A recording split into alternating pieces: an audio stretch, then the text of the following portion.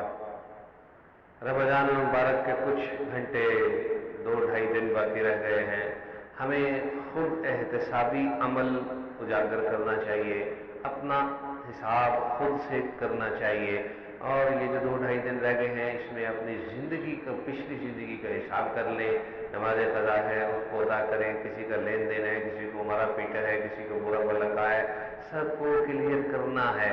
इसलिए खुद एहतसाबी चीज़ भी रमज़ान सिखाता है कि हम अपने अमल करते हैं, गुनाहों से बचने की कोशिश करते हैं, कुछ अमाल बढ़ाते हैं तो अल्लाह ताला की तरफ से कुछ बढ़ जाते हैं अमाल, और रिज़्क़ भी बढ़ा दिया जाता है रमज़ान में। तो खुद एहतसाबी अमल अगर हमने अपनी आदत में ना लाए, ना ढाला, तो हम लोग फिर बहुत बड़ी पकड़ का शिकार हो सकते हैं। या जुम्मे का भी दिन है, रमज़ान का आखिरी जुम्मा है।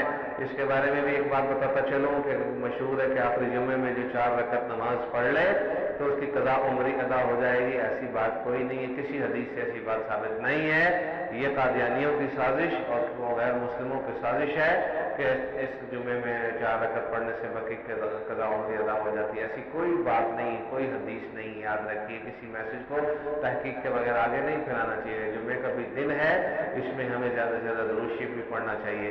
तो खुद एहतसाबी अमल को ज़रा अच्छे तरीके से हमें कि कौन सा गुनाह किया, कौन सी नेकी की, नेकी हुई तो शुक्र अदा किया जाए, गुनाह हुआ तो उसका कैसे तदारुक करना है, इस सारी ज़िंदगी खुद एहतसाबी, रोज़ के रोज़ का जायज़ा अमल, अपने अमाल का जायज़ा, अपने किरदार का जायज़ा, अपनी नज़रों का, अपनी ज़ुबान का, अपने हर चीज़ का जायज़ा, अपने माल का जायज़ा हमें लेते रहना चाहिए ताकि मौत के वक्त हमें ज़्यादा मसला ना हो और आखिर में हमें पकड़ना हो। अल्लाह ताला